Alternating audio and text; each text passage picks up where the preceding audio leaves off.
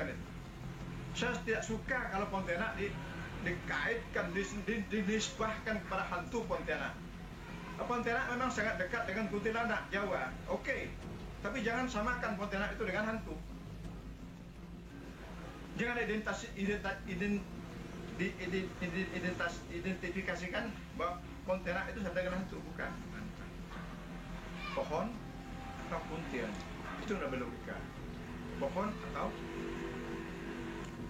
kuntian dari bahasa. Apabila kita membahas mengenai sejarah kota Pontianak, tentunya yang ada di pikiran kita itu nama kota Pontianak itu berasal dari salah satu nama sebuah sosok wanita berambut panjang. Jadi di video kali ini aku mau nge-review salah satu video dari Kompas Mitos yang bertema asal usul nama kota Pontianak. Benarkah nama Pontianak itu ada kaitannya dengan sosok wanita berambut panjang? Oke, daripada kita penasaran, langsung saja kita simak video ini. Kota Pontianak merupakan ibu kota Provinsi Kalimantan Barat dengan luas wilayah 107,82 km yang terdiri dari 6 kecamatan. Sultan Syarif Abdurrahman Al-Qadri tercatat sebagai pendiri kota Pontianak dengan cara membuka lahan dengan meriam dan mendirikan bangunan tempat ibadah pada tahun 23 Oktober 1771 Masehi yang kemudian dinobatkan sebagai sultan pertama di kesultanan yang kemudian bernama Kesultanan Kadriah Pontianak. Namun benarkah nama Pontianak berasal dari nama mitos hantu wanita bernama Kuntilanak? Ini menarik nih, benarkah? Ya kan? Ada tanda tanya tuh kan? Jadi sampai sekarang tuh masih tanda tanya tuh, benarkah? Jadi belum ada kepastian atau kejelasan yang pasti ya. Nama Pontianak itu berasal dari nama sosok yang satu ini nih. Nah, jadi ini berikut penjelasannya. Jadi waktu itu kan beliau ini kan senangnya merantau. Jadi ini tuh penjelasan dari Syarif Abu Bakar Al-Qadri yang itu merupakan salah satu sultan Pontianak ya. Ntar kita dengar penjelasan dari Sultan Abu Bakar Al-Qadri ini, apakah benar nama kota Pontianak ada kaitannya dengan sosok wanita berambut panjang itu ya. Kita simak penjelasan dari Sultan Syarif Abu Bakar Al-Qadri. Oke. Dari daerah satu ke daerah lain, dari pulau satu ke pulau yang lain. Jadi kebetulan sebelum ayahanda beliau ini wafat, jadi beliau berpesan sebagai bentuk suatu wasiat kepada anak-anaknya. Sultan Abdurrahman berada di tempat pada waktu itu. Dia sedang merantau. Kalau nanti Abdurrahman pulang, beliau bilang, ayahanda bilang, suruh beliau, saya minta supaya kata ayahanda beliau membuka suatu kota di Simpang 3 Tanjung Bersih. Di situ ada rumput hijau. Tapi beliau tidak mendapat almarhum ayahanda beliau itu wafat. Setelah wafat beliau pulang, sampaikanlah oleh saudara-saudara kandung beliau ini apa yang diwasiatkan oleh ayahanda beliau ini. Alhamdulillah, beliau mulai merintis daerah mana Simpang 3 Tanjung Bersih itu ada rumput hijau. Jadi beliau dari Mempawah memakai 15 perahu kakap namanya 15. Jadi Sultan Syarif Abdurrahman Al-Qadri ini berangkat dari Mempawah menggunakan 15 buah kapal kakap. Jadi nama kapal yang digunakan Sultan Syarif Abdurrahman beserta rombongan ini bernama kapal kakap. Jadi kita lanjut lagi ceritanya, seru nih. Sebuah perahu kakap merintis mana daerah Simpang 3 Tanjung Bersih itu ada rumput hijau. Alhamdulillah ditemu. Belum langsung membuka kota itu, belum membuka hutan lah, masih Hutan. Kota Pontianak masih hutan boy. Beberapa hari kemudian beliau pergi lagi mau memulai, sebab beliau sudah dapat tempatnya itu dengan Perlu Kakap dan Mempawah, beliau sampailah. Kalau dulu saya kurang tahu nama yang sebenarnya itu berseberangan berhadapan dengan Masjid Jami ini. Kalau seperti sekarang ini setelah beliau baru kedengaran nama Teh Seng Hi. Kalau dulu saya tidak tahu dia punya nama. Sebenarnya apakah dari dulu sampai sekarang itu nama Teh Seng Hi itu, atau setelah nama Abdul Rahman atau setelah beberapa sultan baru ada nama itu, bahwa mulailah beliau melepaskan tembakan dari Teh Seng Hi itu sebenarnya itu ke arah Tanjung Bersiku, dari Simpang 3 Tanjung Bersiku. Nah, jadi kapal rombongan Sultan Syarif Abdurrahman ini, jadi rombongan Sultan Syarif Abdurrahman Al-Qadri ini mulai menembakkan meriam itu dari seberang Simpang 3 Bersiku. Jadi dulu itu masih hutan belantara ya, belum ada apa-apa. Jadi di seberang Simpang 3 Bersiku itu adalah satu tempat yang bernama, tadi informasinya itu Teh Seng Hi. Jadi Teh Seng Hi, jadi dulu itu namanya Teh Seng Hi menurut gitu kan. Yang sekarang namanya itu pelabuhan. Sekarang itu tempat itu sudah menjadi sebuah pelabuhan Seng Hi. Itu sampai sekarang masih ada. Berarti Seng Hi ini sudah ada jauh sebelum berdirinya kerajaan Sultan Syarif Abdurrahman ini. Oke, kita lanjut lagi. Bisa bunyi hantu Pontianak itu seperti kata orang Pontianak itu mengilai, tertawa gitu kan, ya begitu, dia memutuskan tembak. Setelah aman, baru beliau mulai mendarat. Beliau mendarat itu subuh Jumat. Jadi mulailah pada waktu itu beliau sebelum mulai, tapi beliau sembahyang subuh dulu di dalam belantara itu. Nah, ini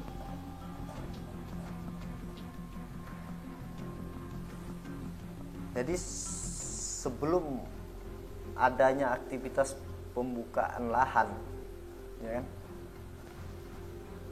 Sebelum beliau nih menembakkan meriam itu, jadi Sultan dan para rombongan itu melakukan sholat subuh terlebih dahulu, ya. Karena pembukaan lahan ini dilakukan pada waktu subuh hari, tepatnya subuh Jumat.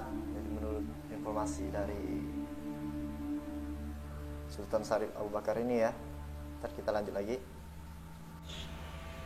Orang Pontianak menebas, membersihkan pohon-pohon dan lain sebagainya. Setelah beliau selesai menebas, ada gantungan anak dari rotan talinya, dia punya ayunan anak itu dari kulit kayu. Itulah tempat kuntilanak, atau orang Jakarta kalau Pontianak adalah tempat hantu Pontianak. Jadi dia beranak betina di situ. Nah, jadi budayawan sekali. Setelah Sultan Syarif beserta rombongan membersihkan hutan tadi, membuka lahan, jadi menebas gitu. Bahasa Pontianaknya tuh membuka lahan lah, ya kan. Jadi setelah lahan itu udah lapang, udah ditebas sama Sultan dan rombongan, jadi Sultan itu menemukan satu buah ayunan yang terbuat dari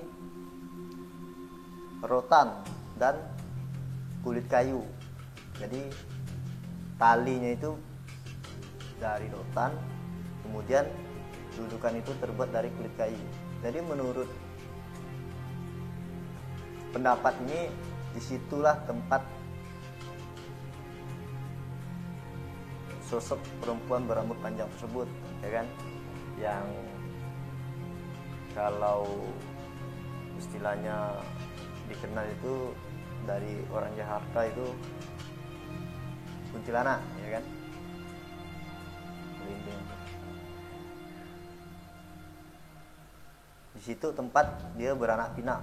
Kalau bahasa Pontianak itu beranak pinak. Jadi kalau bahasa Indonesia itu berkembang biak lah dia tuh.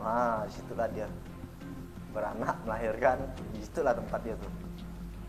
Oke, kita lanjut aja videonya. Jadi ini dari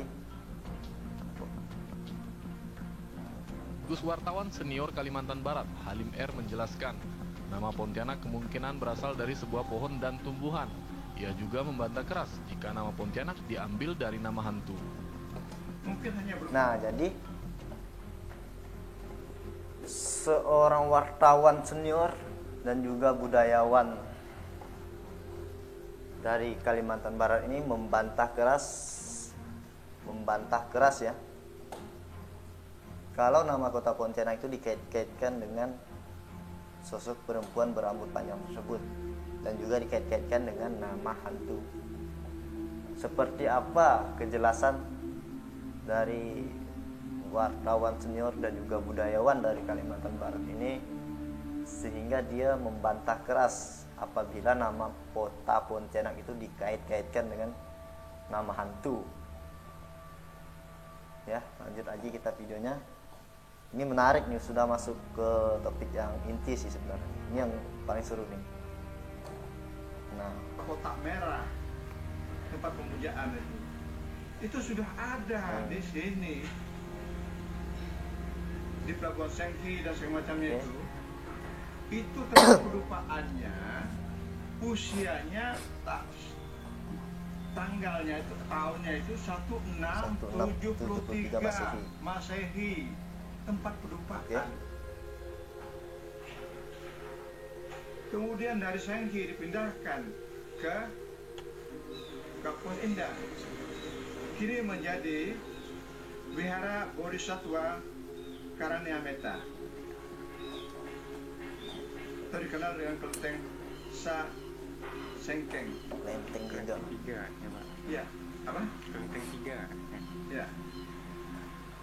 Apa Namanya? Terserah. Tapi di sini lah. Ini sudah berarti sudah tahun 1673. Sudah ada ini. Kemudian baru bisa menjadi sebuah bangunan.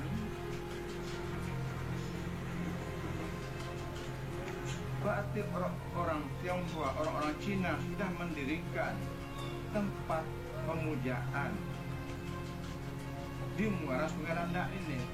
Tempatnya mula-mula di Pelabuhan Sengki, kemudian pindah ke Kapuas Indah. Di situlah tempat pemujaan itu. Ya, tidak harus berbentuk sebuah kelenteng yang utuh. Mula-mula dia merupakan sebuah kotak merah. Berapa lama kemudian barulah dibuat 1679, jadilah sebuah bangunan. Saya menyaksikan sendiri bagaimana sebuah proses kejadian di Sungai Ru, sebuah kelenteng Sungai Ru, sebuah kelenteng di Sukalanting. Dari sebuah kotak merah, kotak peti merah itu, untuk menjadi sebuah kelenteng yang tua perlu belasan tahun, bahkan puluhan tahun untuk menjadi sebuah kelenteng yang besar. Nah, jadi pada zaman dulu itu, menurut keterangan beliau ini kan, apabila mendirikan sebuah kelenteng itu, atau kalau bahasa Pontianaknya tuh banyak yang dikenal tuh pekong, ya kan. Jadi kalau seseorang ingin membangun pekong, membangun kelenteng atau pekong itu butuh waktu belasan hingga puluhan tahun, men. Gila nggak tuh? Jadi dulu itu cuman kotak aja, kotak gitu, kotak merah itu. Ini pekong itu dulu hanya berbentuk kotak merah, dan kemudian menjadi sebuah kelenteng atau pekong. Kalau orang-orang Pontianak tuh kenal itu pekong. Butuh waktu belasan sampai puluhan tahun. Bukan proses yang singkat. Oke, lanjut lagi kita. Ini seru nih. perlu dinamakan kelenteng. Kota. Mudah-mudahan ibu kota. Oleh karena itu, dengan adanya kelenteng ini, berarti di sini sudah ada pemukiman.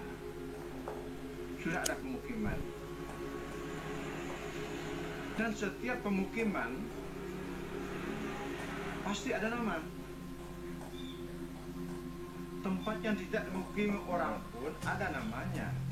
Diberi oleh orang lain ada namanya supaya dia tahu kemana kita sini. Ini. Nah, setiap pemukiman ada atau tidak Pasti ada ada nama. orangnya, buat tempat sudah dinamai, sudah diberi nama. Nah, oleh orang-orang Tionghoa, ini alternatif pertama dari nama Pontianak. Nah, ini jadi alternatif pertama. Alternatif pertama asal usul nama Pontianak. Jadi menurut beliau itu sebelum berdirinya kerajaan Qadariyah Pontianak itu sudah ada pemukiman di daerah tersebut. Kenapa beliau mengatakan seperti itu? Karena di tempat itu sudah ada pemukiman, sudah ada orang gitu, sudah ada yang tinggal di situ.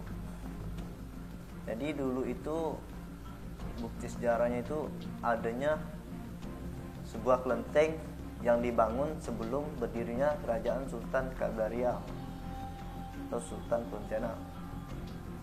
Sultan Pontianak berdiri pada tahun 1771. Sedangkan menurut paparan beliau ini kelenteng itu sudah ada jauh sebelum kerajaan Sultan Pontianak itu didirikan. Jadi di situ sudah ada pemukiman, sudah ada orang, dan otomatis di situ sudah ada nama dari tempat tersebut. Oke, kita lanjut lagi sampai mati rokoknya. Kuntian. Nah, dari Kuntian ini maknanya tempat tinggal, tempat berteduh, tempat berlindung. Itu namanya Kuntian. Itu maknanya Kuntian. Sampai sekarang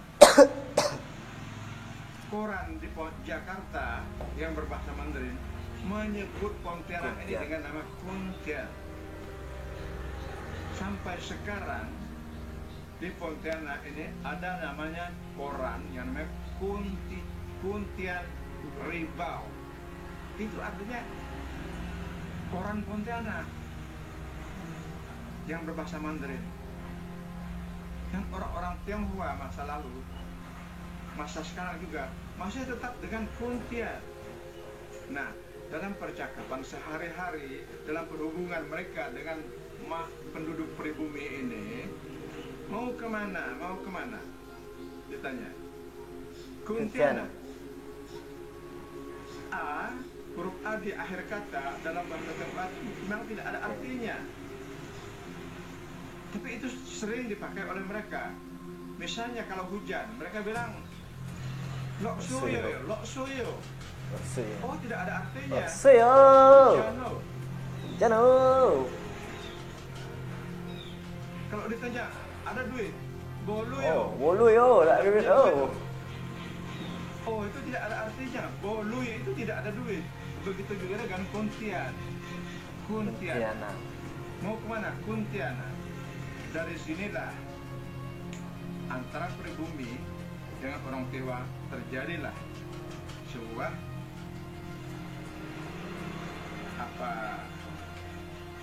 aktivitas dalam kesehariannya, di mana nama Kuntian itu mereka sebut sebagai Kuntian. Lalu berdasarkan salah ucap, sulit menyebutkan, salah pendengaran orang-orang yang datang, lalu mau kemana? Kuntiana. Dari situ alternatif satu, kota Pontianak berasal dari Kuntiana. Akhirnya berubah menjadi Pontianak karena salah sebut, salah ucap. Tak enak aku ngepost kayak gini posisi ini. Nah, jadi alternatif pertama itu nama kota Pontianak itu berasal dari Kuntiana. Jadi pada zaman dulu itu sudah ada pemukiman dari etnis Tionghoa menurut paparan beliau. Jadi etnis Tionghoa itu sudah bermukim di sana, dan mereka itu menyebut tempat ini sebagai tempat tinggal. Jadi Kuntian. Jadi Kuntian itu menurut beliau ini artinya itu tempat tinggal.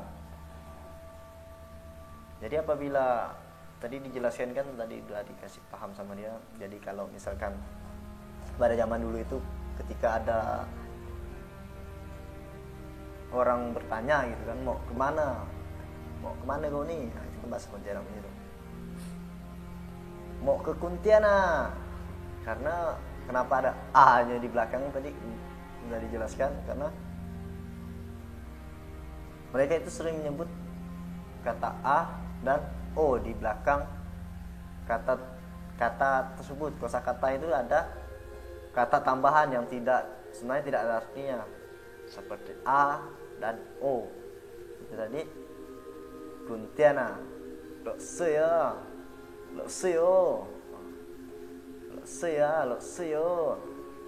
bolu yo. Itu kan kalau bolu itu kan informasi dari kan artinya itu kan tidak ada uang, tidak ada duit A, tidak ada duit O.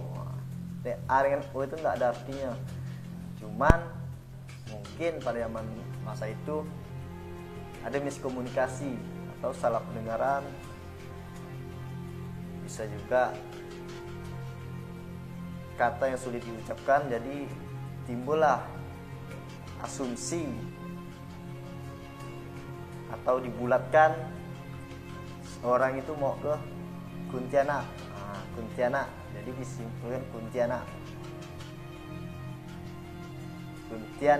Jadi digenapkan supaya nyaman nyebutnya, ndak belepotan gitu kan. Kuntiana. Mungkin ada yang dengar salah Kuntiana. Karena tak jauh beda. Kuntiana, Kuntiana, gitu kan. Tipis sih bedanya itu kan, biasanya kan. Lanjut lagi yuk. Seperti juga halnya Sankaijo. Sankaijo. Apa itu? Sankaijo Singkawang. itu singkawang. Nah, itu alternatif pertama dari nama Pontianak, berasal dari kata bahasa Cina Kuntian. Bagaimanapun kita tidak bisa menafikan kelenteng yang ada di Pos Indah itu sudah ada pada abad ke-17. Kerajaan Pontianak. Kelenteng yang ada di Pasar Kapuas Indah yang ada di kota Pontianak itu berdiri pada abad ke-17. Sedangkan Kesultanan Qadariyah Pontianak menurut beliau, kelenteng itu sudah ada sejak abad ke-17. Sedangkan Kesultanan Pontianak atau Istana Qadariyah itu berdiri pada tahun 1771, ya kan? Oke, kita lanjut lagi. Enak jadinya. Didirikan pada abad ke-18.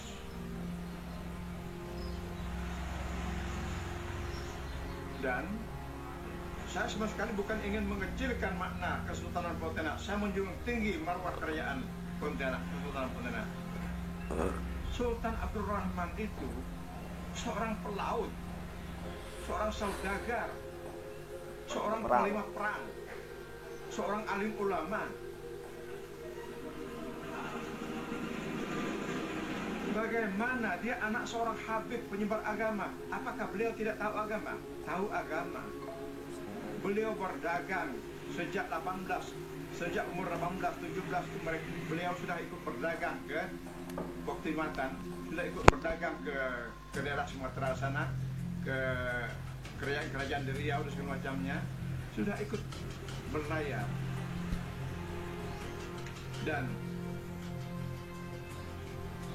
tatkala beliau dibawa pindah oleh ayahnya ke Mempawah,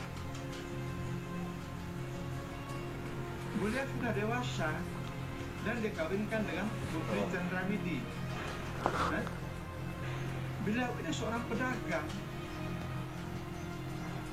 Beliau berdagang dan daerah Pontianak ini sudah lama diketahui beliau, sudah lama menjadi lintasan beliau.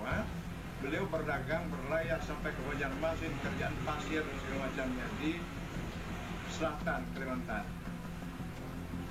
Nah di sini dengan perahu-perahu besar, bukan perahu kecil mereka berdagang itu.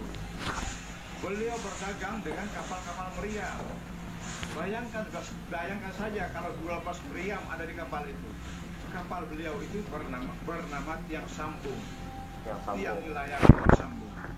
Nah, pulang dari kerajaan pasir, baru dari Pawah beliau berdagang sampai ke Banjarmasin. Bayangkan itu. Bisa menghancurkan kapal Prancis dengan pedagang mereka kepung. Ini jadi kita jangan meremehkan keadaan beliau. Beliau ahli ekonomi juga, ahli strategi. Beliau sudah melihat daerah Muara Sungai Landak ini sebagai sebuah daerah yang sangat penting, sangat strategis. Orang Cina sudah ada. Kerajaan tua ada di pedalaman, Landak maupun Kapuas. Nah, ini kalau dibangun sebuah kerajaan di sini, ini hinterlandnya sangat baik, ekonominya akan hidup.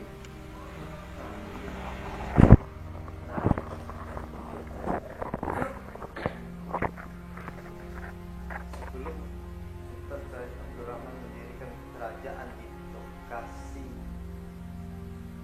sekarang ini, lokasi tersebut, jadi beliau sudah memprediksikan ke depannya tempat ini akan jadi apa gitu. Karena kerajaan tua itu sudah ada di Hulu. Bayangkan betapa hebatnya beliau. Sebelum mendirikan sebuah kerajaan itu, dia sudah memprediksikan, sudah mengetahui bakal jadi apa tempat itu berada di kerajaan di situ. Menarik, mantap, hebat. Orang hebat ini mantap, hebat.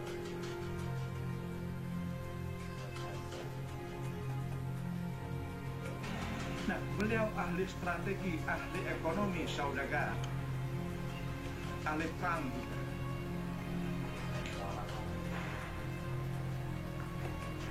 Jadi kita menafikan dongeng ya. Saya tidak mau dongeng. Kala beliau duduk tahun 1771 masuki Muara Sungai Landak ini. Bukan beliau baru mengenal Muara Sungai Landak ini, bukan. Beliau sudah kenal. Orang Tionghoa sudah ada. Di antaranya yang bermukim ya, di daerah Senghi, juga di daerah Sentang. Daerah yang sebelahnya lagi yang disebut Tanjung Bersiku itu daerah rawa, beting. Kalau pasang air terendam, air surut barulah ada berupa rawa-rawa di situ. Nah, di sini disinilah tempat pilihan beliau ketika beliau merasa harus pindah ke Pontianak dari Mempawah. Nah, beliau berangkat dan tujuannya ke Muara Sungai Landak. Bahwa beliau, saya singkat saja kata ini, bahwa beliau sudah mengirimkan kapal perahu-perahunya untuk maju, untuk meneliti pada malam hari keadaan di Muara Sungai Landak ini, bagaimana keadaannya. Dan pada lewat tengah malam baru kapal besar beliau kapal meriam itu, kapal Tiang Sambung itu masuk dan berlabuh di Muara Sungai Landak. Nah, disinilah tatkala azan subuh tatkala subuh, waktu azan, waktu subuh mau masuk, dilantunkanlah azan, Allahu Akbar, Allahu Akbar. Beliau sholat bersama para angkatan perangnya, bersama para awak-awak perahunya segala macamnya. Setelah selesai salat subuh, matahari sudah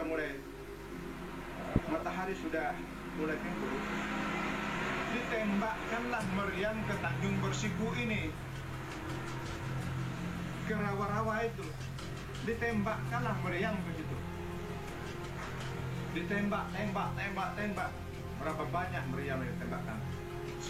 Paling sedikit 12 meriam misalnya yang ada di kapal itu, satu lusin, 6 sebelah, ditembakkan ke sini. Banyak orang mengatakan untuk mengusir hantu Pontianak. Ini tidak masuk akal. Beliau itu seorang ulama kok. Sudah diazankan di situ bagaimana? Hah? Loh, apa tujuan yang ditembak? Menembak bajak laut. Loh, beliau lebih hebat daripada bajak laut. Setiap bajak laut bisa menjadi anak buah beliau atau takluk pada beliau. Tidak perlu ditembak. Loh, armada Cina yang kaya-kaya ini kok tidak ditembak? Kalau ada bajak laut di situ, kenapa bajak laut itu diam-diam saja tidak merampok Cina ini? Hah? Pertanyaan hanya harus jawab. Jangan menelan membentang-mentang. Kalau mau merampok, jangan ke laut, bajak laut, perompak itu. Yang Cina-Cina yang sudah ada di pinggir sungai ini lah dirampok. Oleh karena itu, bukan untuk menembak bajak laut, bukan untuk menembak hantu Pontianak. Pertama, maksud penembakan meriam itu adalah satu, land clearing, pembersihan lahan. Bekas-bekas tembakan meriam itu yang ditujukan ke dalam hutan itu menimbulkan tempat lapang, land clearing, pelapangan medan. Nah, jadi di sini ada perbedaan pendapat nih kan. Jadi di sini perbedaan pendapat antara wartawan senior maupun budayawan dari Kalimantan Barat ini dengan beberapa budayawan lokal atau sejarawan. Jadi menurut artikel yang baca gitu kan, yang aku lihat, yang aku cari, gue searching di mana-mana kan. Jadi Sultan Syarif Abdurrahman itu menembakkan meriam itu dengan tujuan mengusir hantu sosok perempuan rambut panjang tersebut. Jadi menurut beliau ini, tujuan dari Sultan Syarif Abdurrahman itu menembakkan sebuah meriam ke area-area simpang Sungai Bersiku itu dengan tujuan membuka lahan, bukan mengusir hantu ataupun sebagainya. Masuk akal sih, masuk akal, karena di situ hutan, biar ada jalan, ada lewat. Jadi meriam itu ditembakkan bukan untuk mengusir hantu, tapi untuk membuka lahan. Karena mungkin di daerah tersebut pada masa itu hutan belantara yang tidak ada, yang nggak bisa dilewatin. Ini kita lanjut lagi penjelasannya, menarik. Udah masuk ke topik inti, ini daging. Udah masuk ke dagingnya video ini. Oke, kita lanjut lagi. Juga untuk mengusir binatang-binatang yang ada di situ, binatang buas, buaya, luar biasa waktu itu, ular dan segala macamnya. Binatang buas ada di situ semuanya. Semuanya ini dengan tujuan pembersihan lahan. Itu pertama. Pembersihan lahan. Lalu kedua, tujuannya apa? Saiwa. Jadi perang mental terhadap orang-orang Cina. Saiwa. Sekarang kami tembakkan ke Tanjung ini. Berani berkutik sebelah menyebelah, kami arahkan meriam kami kepada kalian. jung-jung Cina yang sudah ada di situ ya tidak berkutik. Bahaya oh. Bahaya oh. Kalau kita lawan. Bahaya kita oh. pecah. Inilah. Dan tidak ada sama sekali reaksi dari orang-orang Cina ketika beliau masuk. Dan beliau, orang Cina pentingnya hanya berdagang. Nah, jadi tujuan dari Sultan Syarif beserta rombongan itu menembakkan meriam di arah hutan itu, selain membuka lahan, beliau itu juga melakukan perang mental terhadap orang-orang Cina yang sudah bermukim di daerah tersebut. Bisa dikatakan seperti itu karena apabila ada pergerakan atau pun perlawanan dari masyarakat yang sudah tinggal di bermukim di daerah tersebut, merasa takut karena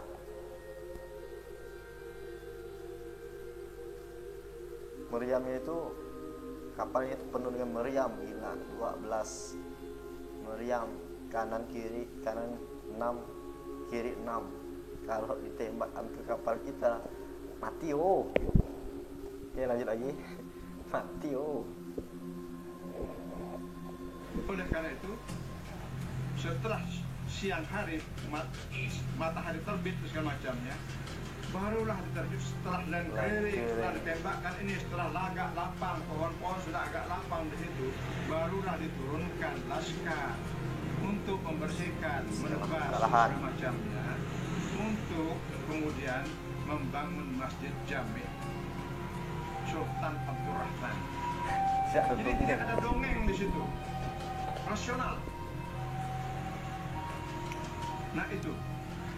Lalu kata kuntian tadi itu bukan mustahil, ada, sudah dipakai karena sudah menjadi kuntianak.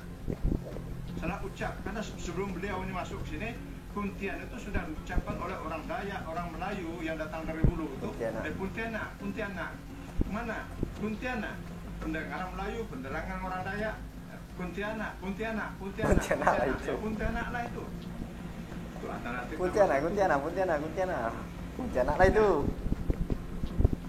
Nama keduanya oleh Ya Ahmad dan Ansar Rahman, penulis sejarah di daerah ini, menyebutkan itu Pontianak itu berasal dari kata ayunan anak. Kunti itu ayunan, anak itu anak. Bahasa apa ini? Sampai sekarang saya tidak tahu bahasa apa ini. Mereka juga tidak jelaskan bahasa dari mana ini. Bahasa Melayu tidak mengenal kunti itu ayunan. Dayak juga tidak mengenal kunti itu ayunan. Dari mana mengarang ini? Jadi Pontianak itu ayunan anak. Bahasa Melayu dan Dayak tidak ada kunti itu ayunan. Tapi ini sebuah alternatif yang disuguhkan, diberikan oleh Ya Ahmad dan Ansar Rahman. Itu antara kedua. Bahwa Pontianak itu asal kata dari Pontianak. Pontianak dari ayunan anak. Nah, jadi alternatif pertama tadi, kata Pontianak itu berasal dari kuntian, yang kemudian disalah ucapkan oleh orang Tionghoa yang telah bermukim di sana dengan sebutan Kuntiana. Dan opsi yang kedua, jadi kata Pontianak itu berasal dari Kuntian ya tadi ya, Puntian. Jadi Puntian ini ayunan, Pontiana, ayunan, anak ya anak, ayunan anak. Jadi opsi kedua itu berasal dari kata ayunan anak, dan beliau juga tidak paham itu bahasa dari mana, bahasa apa, sampai ditulis berasal dari kata ayunan anak. karena menurut beliau bahasa Melayu dan juga bahasa Dayak, yaitu bahasa penduduk asli Kalimantan Kalbar ini, tidak mengenal kata Pontianak. Oke, kita lanjut lagi. Oke, masuk ke tiga deh. Nah, ini ada di dalam kamus. Lalu karena tadi memerangi hantu Pontianak dan segala macamnya di sini, padahal hantu Pontianak itu apa sih? Amerika sudah merdeka kok, gimana tahun 1776? Sultan Abdul Rahman itu seorang alim ulama, seorang yang luar biasa, seorang yang rasional sekali. Enggak lah itu, enggak usah pikir itulah. Kita pakai yang logika saja. Logika saja. Nah, dan setelah itu ada alternatif lain tentang nama Pontianak. Kalau kita lihat di dalam kamus, berdasarkan cerita yang tidak genah itu tentang hantu Pontianak itu, sehingga di dalam kamus dikatakan itu untuk menembak hantu kuntilanak. Pontianak yang sama dengan kuntilanak. Saya tidak tahu siapa yang menamakan ini. Mana dulu dongeng, mana dulu nama.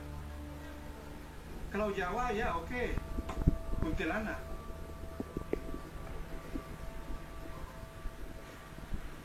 Apakah di Melayu ini Pontianak dihantu? Belum tentu. Sepanjang yang saya kenal, orang Melayu itu menyebut hantu yang suka mengganggu wanita hamil, suka mengganggu wanita yang melahirkan, suka mengganggu anak kecil itu, namanya Sematianak, namanya Semalengkai, yang ketawanya menggilai. Sematianak, Semalangkai. Harus lain. Itu, saya menafikan itu. Kamus itu pada saya tidak saya pakai, sudah saya protes itu. Dalam tulisan saya di harian saya ada harian Pontianak ini. Pohon natuman jadi nama. Kamus itu saya protes. Lalu kemudian alternatif lain di dalam buku Henry Chamberlain yang terakhir saya temukan, itu beliau ada menemukan bahwa dalam perburuan beliau terhadap naskah-naskah kuno yang ada di Kalimantan Barat ini, beliau Henry Chamberlain itu orang Prancis itu, pemburu naskah-naskah kuno itu, tidak menemukan apa-apa, melainkan menemukan surat-surat pengaduan saja, surat pengaduan pra-raja. Baru tahu Henry itu, oh raja juga sebagai hakim. Dan di situ seseorang mengadu pada dalam surat itu, seseorang mengadu kepada raja, bukan Sultan Abdul Rahman, tapi Sultan kelimanya. Sultan kelimanya.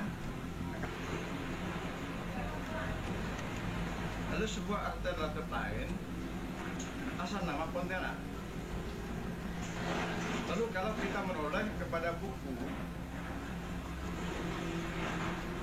Henry Chamberlain yang berjudul Sultan Pahlawan dan Hakim, di halaman 92 kita akan menemukan perihal beberapa aspek peradilan agama Islam di Kesultanan Pontianak tahun 1880. Henry asal Perancis ini pernah berkunjung ke Pontianak pada tahun 1985.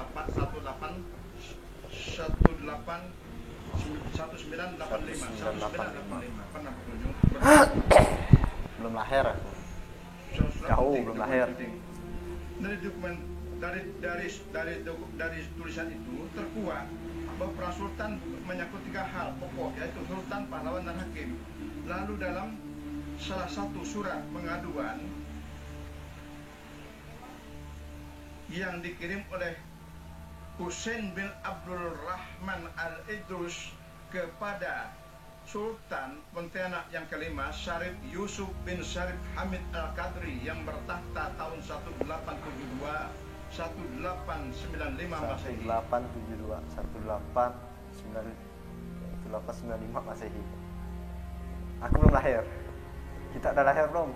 Kalau yang udah lahir di kolom komentar. isinya antara lain, ini bahasa lama. Selama. Ada satu tempat usaha hamba tuanku di atas tanah warisan Sungai Durian, sebelah kanan masuk, sebelah hulunya lebar 120 dan panjangnya 150. Kita tidak usah teruskan itu, kita ambil saja. Jadi tuanku sudah pinjamkan kepadanya kepada Bujang Ladap lebih kurang selama 8 tahun lamanya dengan tiada bersewa suatu apapun. Maka di dalam watasan itu telah ada pohon tumbuh-tumbuhan yang hamba tanam, yaitu bawang ada 3, rambai 8, keranji 2, dan buluh 7 rumpun, dan pohon kunti 1, dan pohon kandi 1, dan beberapa pula pohon sagu yang hamba tuanku tanam di dalam sungai itu. Ada 6 rumpun, besar dan yang kecil, ada lebih dari 300 batang. Maka sekarang ini tempat itu berubahnya, tak ada pekabaran dari pacal Bujang Ladap, tidak akan membelangkannya kepada hamba tuanku. Tersurat 27 hari bulan Syakban sanad 1297. Ini di dalam surat pengaduan kepada raja ini ada disebutkan pohon punti. Nah, punti, kata punti itu sendiri sudah hilang dari perbandaran bahasa Melayu yang ada sekarang. Tidak seorang pun mengenal pohon punti. Bagaimana bentuknya? Tapi dari dokumen sejarah ini yang ditulis oleh seorang kepada rajanya, terkuat bahwa ada pohon yang bernama punti. Apapun bentuk pohon itu, kita tidak usah dulu. Nah, jadi pada zaman dulu itu ada sebuah pohon yang namanya itu pohon punti. Nah, pohon punti ini sampai sekarang pun tidak ada yang tahu seperti apa pohon punti tersebut. Cuman saya pernah baca artikelnya bahwasanya pohon punti itu artinya itu pohon-pohon besar. Jadi pada zaman dulu itu kota Pontianak ini terkenal dengan pohon-pohon besar dan tinggi. Ya mungkin ada kaitannya dengan nama Pontianak, dengan pohon punti itu kan tidak jauh beda juga. Coba kita lanjut lagi, seru nih. Tapi jelas Pohon ada. punti itu memang ada. Bukan mustahil Pontianak berasal dari Pohon punti. pohon Oke. punti. Anak pohon Pohon punti. punti ya. Pontianak. Bisa jadi. Nah, ini satu alternatif yang lain lagi. Oleh karena itu, kalau kita mengacu kepada Kamus Besar Bahasa Indonesia (KBBI), kita buka punti itu dalam Kamus Besar Bahasa Indonesia itu adalah pisang raja. Pisang raja ini terkenal banyak anaknya. Pisang, namanya pisang ya, anaknya banyak. Ya bukan mustahil juga sebuah alternatif lain bahwa Pontianak itu berasal dari kata Puntianak, anak pohon punti. Nah, jadi bingung aku sampai sini nih. Jadi aku sempat baca satu artikel, maksudnya di Google, arti pohon punti itu pohon-pohon besar. Tapi menurut keterangan beliau ini, pohon punti kalau kita buka Kamus Besar Bahasa Indonesia atau KBBI, punti itu artinya pisang raja. Jadi pisang itu dikenal dengan banyak anaknya. Jadi pisang itu terkenal banyak anaknya, anak-anak pisang itu terkenalnya banyak. Jadi kalau kita artikan itu anak pisang, anak punti anak, pisang beranak. Oke, lanjut lagi. Makin di sini makin bingung kan? Nah, lanjut lah.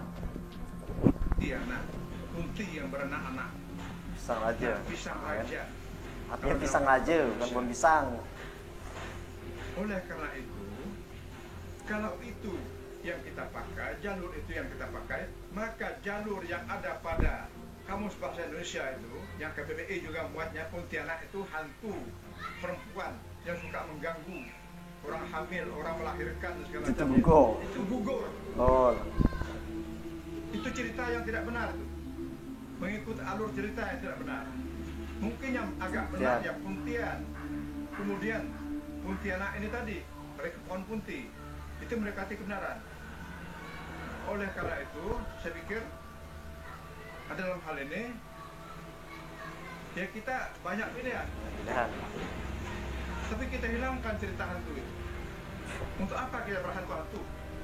Pada yang modern ini, untuk apa kita harus membuat patung hantu dan segala macamnya di sini, ya? Dalam bentuk pandangan tercantik dan segala macamnya. Nonsen, itu rusak. Pontianak dibangun dengan syariat Islam. Islam melarang patung-patung itu. Islam dibangun oleh Kesultanan Pontianak ini dibangun oleh seorang raja yang alim, anak Habib Hussein Al-Qadri dari Hadramaut. Masa masih percaya kepada hantu? Membangun negeri ini dibangun dengan Allahu Akbar. Salat subuh. nah jadi di sini aku setuju nih. Jadi Pontianak ini didirikan oleh seorang alim ulama besar, didirikan dengan syariat Islam.